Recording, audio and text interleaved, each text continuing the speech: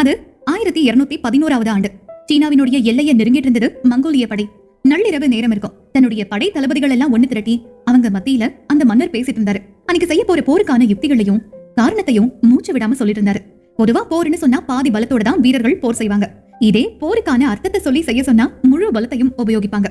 தளபதிகளுக்கு விஷயத்த சொல்லியாச்சு. இப்ப கடைசி வீரன் வரைக்கும் இதை கொண்டு சேர்த்தணும். வார்த்தையா சொன்னா போய் சேர்ற அர்த்தம் மாறிடும். அதனால இசையோட ஒரு பாட்டை படிக்க சொன்னாரு அந்த மன்னர். அந்த பாட்டு ஒவ்வொரு மங்கோலிய வீரனாலையும் அர்த்தம் மாறாம பாடப்பட்டுச்சு. அடுத்த நாள் காலையில 65,000 வீரர்கள் முன்னாடி மறுபடியும் தன்னுடைய உரையை நிகழ்த்தினார். வெற்றி மட்டுமே இலக்கு, மங்கோலியாவிற்காக, நம் குழந்தைகளின் எதிர்காலத்துக்காக அப்படின்னு பால உயர்த்தினார். நாடின் நரம்பெல்லாம் யுத்த வெறி பிடிச்ச வீரர்களுடைய கூச்சல்ல நடுநடுங்குச்ச நிலம். சீனாவினுடைய ஜெர்செட்ட போரால வீழ்த்துறது அவ்வளோ ஈஸியான காரியம் இல்ல. அதனால அவங்களை எதிர்க்கிறதுக்கு முன்னாடி தன் வீரர்களுக்கு ஒரு பிராக்டிஸ் போர் ஒன்னு செய்ய திட்டமிட்டாரு.